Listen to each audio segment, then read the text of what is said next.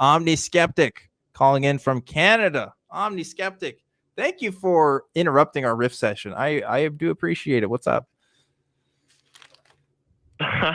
No problem. It's great to hear you guys. How you doing?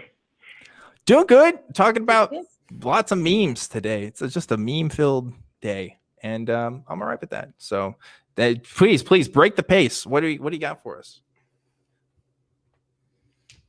So I was just thinking, this has been marring in my mind for a while.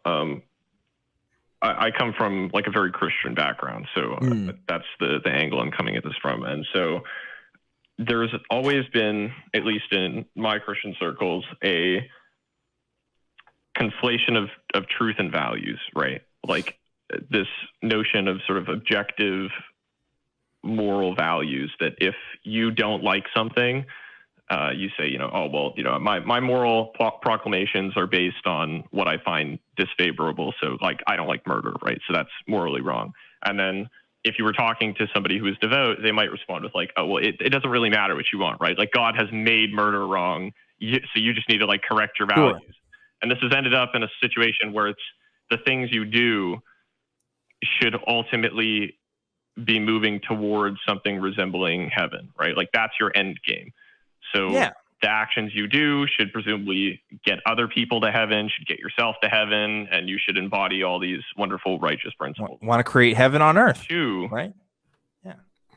Exactly. Mm-hmm. So when you eschew those beliefs and you end up in a place where your values are just sort of floundering about and they can change on a whim, it seems to me like there is no stable utopia, right? Like we all have slightly different values and our values change from moment to moment. So if values aren't stagnant, then certainly utopia isn't, right?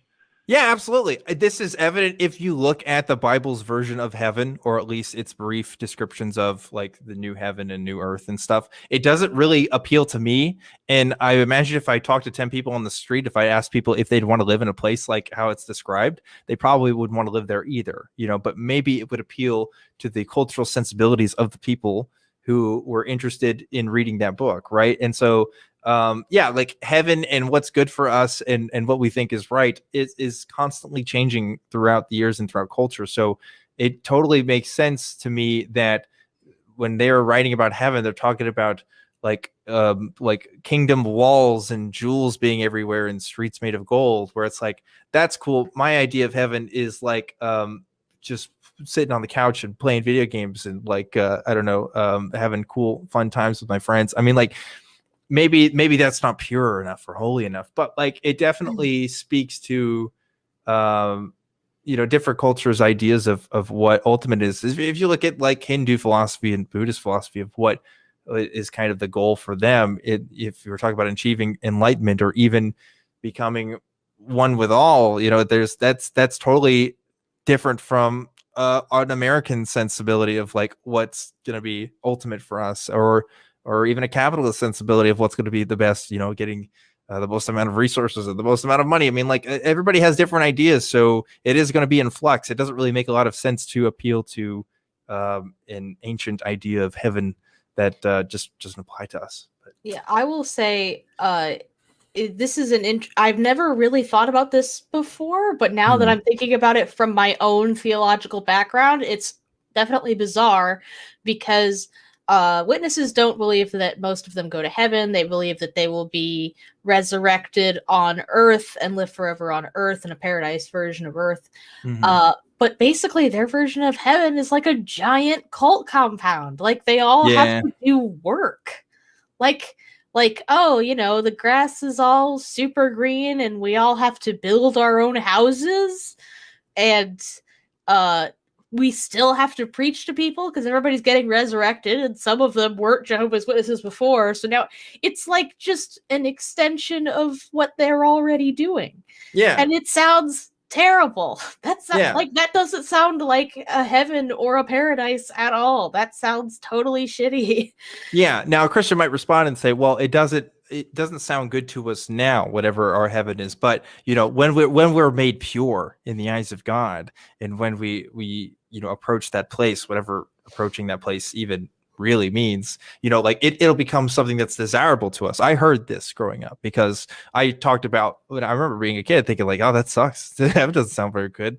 But like I was told that literally I would just change and just like be a different person. And Dark Matter 2525 has a great video on that as well, where he's talking about like a serial killer getting into heaven and like, oh, but they're changed now that they're here, and they're just kind of like this mindless robot. It's not even the same kind of person, because really our desires, be they sinful or not, are a part of what makes me me and what makes you you and makes us us. Like if you separate that in enough of a way, it's a ship of Theseus problem. It's like, well, when do we stop being us at a certain point? So it's interesting to think about, especially it's also very funny to hear different Christians' ideas of what heaven is, because they tend to all have the same level of personal experience with it, which is, 0, or maybe they heard a story or they had a near-death experience or something. But I don't know. Outside of that, like none of us have ever really been there. So how could they be so confident in it? I don't know.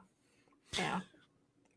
I think the idea that heaven is rejectable is pretty popular nowadays amongst agnostics, atheists, anti-theists.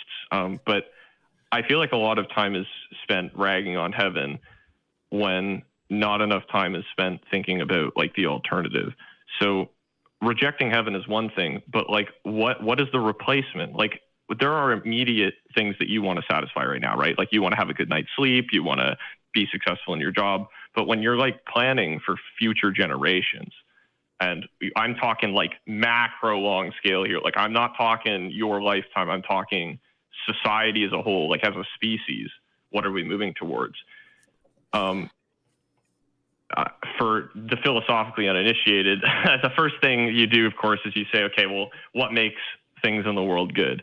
And it's like, well, really, it's just those like positive little bursts of euphoria you get, right? Like somebody gives you a flower and you're like, oh, that makes me feel all nice. So the flower is good. But it's like, well, the flower isn't good. It's more just that feeling that you get that you really like, right? And so you end up with these sort of philosophical ideas like the bliss machine. And my problem is I end up in the long term thinking, all right, so we need to plan for our future generations to construct baby factories where we're just pumping out as many human beings as we possibly can, given all of the resources we can get our hands on. And then immediately, once those babies are born, transferring them into the bliss machine and like using AI to like keep them there forever. Yeah. And to me is like deeply unsettling. Yeah, Derek, this is that literally sounds like a dystopian novel. This is literally what philosopher Derek Parfit talked about. He has this argument. He writes about population ethics, and he has this argument that what we, if hedonism to its logical extent is that we want the most pleasure for the most amount of people, it actually makes more sense to have more people with less amounts of pleasure than less people with more amounts of pleasure. And there's like a complex way in which he argues that, but like that's kind of what you're talking about here. It's like, well, we want to be able to do this for all people. If you're taking sort of that hedonist kind of consequentialist route of thinking about ethics, and that is a really freaky thought. It's a really freaky thought. I don't know if that makes sense to me. I see how some people would say that, and there's people that do argue that still that we should be making more people and giving them the best lives possible. But I know for myself, I'd like to try to make as best lives for the people that are around me right now, and that's what's most meaningful to me. But I don't know if the philosophers would philosophers, schmosophers. Oh, okay. Fuck those guys. Oh shit. Rudy putting all philosophers on blast on stream right now. Take offense. Damn. They just like to sit around and get high and think and hear themselves talk. Fuck damn, Rudy. Yeah, that's Socrates was known for getting really high. Like, I think that's what they wrote about him the most, for sure. Okay, but let me actually talk for real. All right. Have either of you guys seen The Good Place? Yeah. Have you seen The Good Place, Omniskeptic? Yes, I've seen it. I never. Okay. Yes. So we all know what the actual best version of heaven is, right? Like let me say it this way. I haven't heard a better version. I haven't heard of a better version. Wait, are you saying proposed. the Good Place, like the Good Place's version of heaven? What are you Yeah. saying? The Good Places version of heaven, at least what they end We're up like- with we're- at the so- end of the show, that's the best version of any heaven concept that I have ever heard of. So Ted Danson designing neighborhoods that I get to live in, is that the best version? Or Have you just watched the whole show? I haven't finished it, to be honest Oh, with you. okay. Well, then I don't I'm want going to to spoil. shut. Don't spoil I anything won't for spoil it. it. Very Obviously- critical that you finish it. Yeah, it is very critical that you finish it to know what I'm talking about. Fair enough. But the Good Places version of heaven is the best version that I have heard of. And of course, I can't express why without spoiling it for Dan. All right. Well, So I'm and the gonna leave audience it to- too. Hello, it's not just me, but Yeah, okay, yeah, okay. okay. Interesting. But I'll leave that to So I don't your know if- imagination. But you know what I'm talking about. Okay. The caller does. That's what's The thing important. is, I don't know if it's even possible to achieve that sort of like end game hedonistic like bliss machine. Like we, as far as we know, like Yeah. the way that the brain is structured or ever could be structured just cannot whatsoever account for that. Yeah.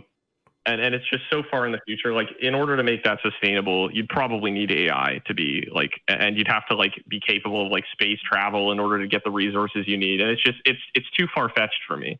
But there is a much, much, much easier way to avoid all pain.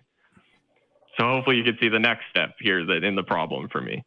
Which Well, is, okay, well, ultimate hedonism to get maximum pleasure. We don't know about that, but we can avoid all pain.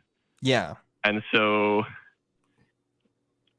Yeah, that's the result of a negative Long term consequentialist worldview, which is this idea that you can make that. Now it's the argument there is whether or not that actually causes less pain, because if I chose to make a decision, then that would affect other people around me, and that would cause a lot of suffering. So there's an argument for that there, but also. It like the debate on whether or not to feel nothing versus to feel some pain, pleasure, but a lot of pain, is something that we can really only talk about in the abstract, because the truth is human life is very dynamic, and what we might consider now to be hard and to be too much for us to handle might change in a day or two. Really, there's no way we can 100% predict what happens with us, even for those of us in the most dire of circumstances. So yeah, those kinds of arguments are very chilling, and I don't ascribe to them, because I do believe that the circumstances of individuals can change, and like I see it happen all the time. I've seen it happen for myself, so I don't go there. I don't.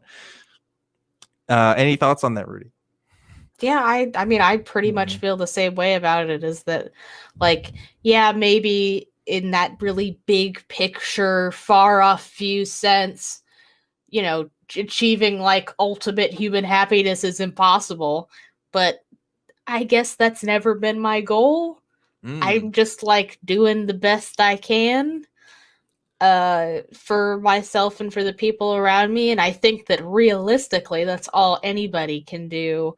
And to strive for, this sort of ultimate utopia thing is going to be ultimately fruitless and probably end up as a lot of different dystopian novels before it gets there. Yeah. If it ever gets there. Yeah. What I do know is I can do some things now in my position. Yeah. I try to think about it in terms of my position and my privilege and what I can do, like for myself, that just means the friends and family that I have, and trying to improve the world and trying to do activism work. For me, that's very important for my personal life. And that's when I can be confident in knowing that I'm doing the most good that I can with the skills I've developed. And that keeps me satisfied, at least. But that's not going to be a solution for everybody. Obviously, everybody has to kind of figure out their own way of how they're doing their best, if that's their goal, is to do their best. And I hope it is. But I also can't control people. So anyway, we're about at the end of the show here. So I want to say thank you, Omniskeptic, for calling in and giving us that last round of support as we're finishing off. Any last shout outs you want to make before we let you go? No, thanks for the chat, guys. Cool. Appreciate you.